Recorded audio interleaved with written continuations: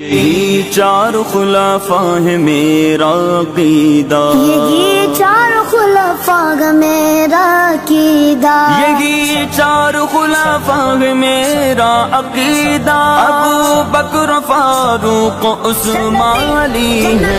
ہر صحابی نبی جنتی جنتی، ہر صحابی نبی جنتی جنتی۔ نحمده ونصلي ونسلم على رسوله الكريم، اما بعد فاعوذ باللہ من الشیطان الرجیم، بسم اللہ الرحمن الرحیم۔ ما افاء اللہ علی رسولہ من اہل القرى فللہ وللرسول ولذی القربى والیتامى والمساکین وابن السبیل، صدق اللہ العظیم۔ میرے ناظرین کرام، آج ہم باغ فتق کے بارے میں کچھ معلومات حاصل کریں گے۔ باغ فتق کا کیا معاملہ ہے؟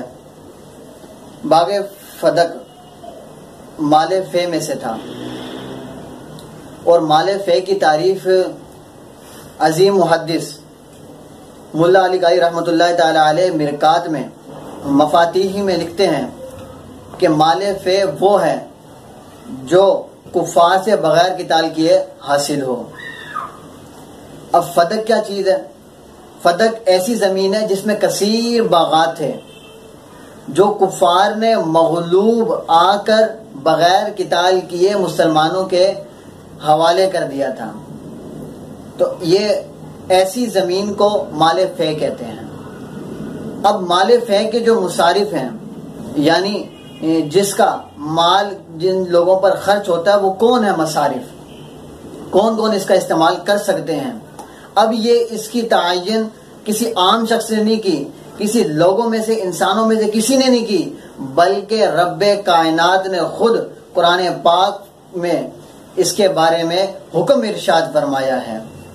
چنانچہ پارہ 28 سورۃ الحشر کی آیت نمبر 7 میں اللہ تبارک و تعالی ارشاد فرماتا ہے، ما عفا اللہ علی رسولہ من اہل القرى فللہ وللرسول ولذی القربى والیتامى والمساکین وابن السبیل، یعنی جو مال فے اللہ نے اپنے رسول کو دیا شہر والوں سے، وہ اللہ اور اس کے رسول کا اور یتیموں کا اور مساکینوں کا اور مسافروں کا حق ہے۔ اب حکم خداوندی پر عمل کرتے ہوئے خاتم النبیین صلی اللہ تعالی علیہ وآلہ وسلم نے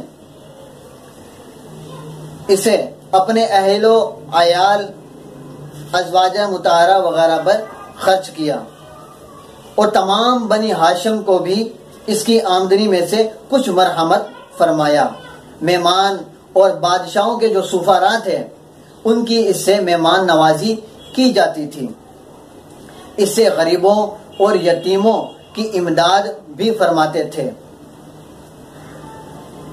جہاد کے سامان، تلوار، اونٹ، گھوڑے وغیرہ اسی سے ہی خریدے جاتے تھے، اور اصحاب صفا کی بھی اسی سے ہی امداد کی جاتی تھی۔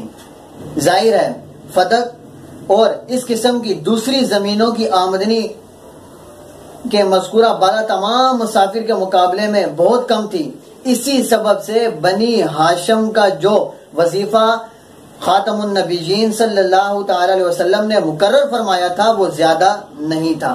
سیدہ کائنات رضی اللہ تعالی عنہا، جو حضور سید عالم صلی اللہ علیہ وسلم کو بے حد پیاری تھی، مگر آپ ان کی بھی پوری اس سے کفالت نہیں کیا کرتے تھے، جس سے ثابت ہوا کہ اس قسم کی زمینوں کی آمدنی مخصوص جگہوں پر خاتم النبیین صلی اللہ تعالی علیہ وسلم صرف فرماتے تھے، اللہ کا مال اس کی راہ میں دیا کرتے تھے، اور آپ نے اس کو اپنی ذاتی ملکیت نہیں قرار دیا تھا۔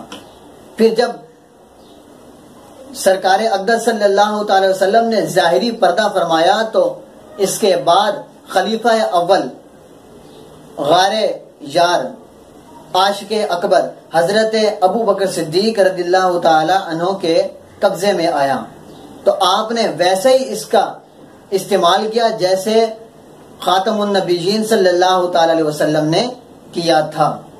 پھر اس کے بعد حضرت عمر فاروق پھر اس کے بعد حضرت عثمان غنی اور اسی طرح مولا علی رضی اللہ تعالی عنہم اجمعین نے بھی اس کا اسی طرح استعمال کیا تھا.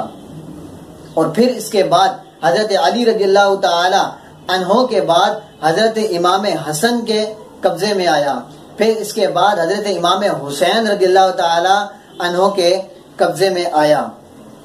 ان کے بعد علی بن حسین اور حسن بن حسن کے ہاتھ میں آیا.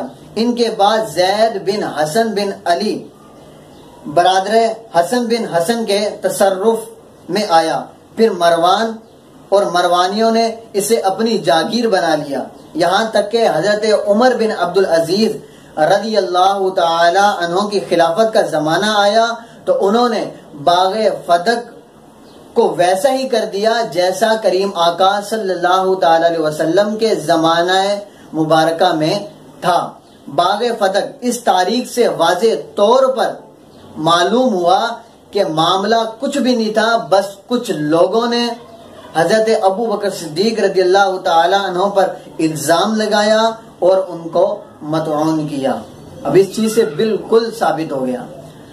اب سوال یہ ہوتا ہے، یہ ہمارے اوپر سوال ڈالا جاتا ہے کہ یہ جو باغ تھا کریم آقا صلی اللہ علیہ وسلم نے حضرت فاطمہ الزہرا رضی اللہ تعالی عنہا کو ہبا کر دیا تھا، تحفہ دے دیا تھا.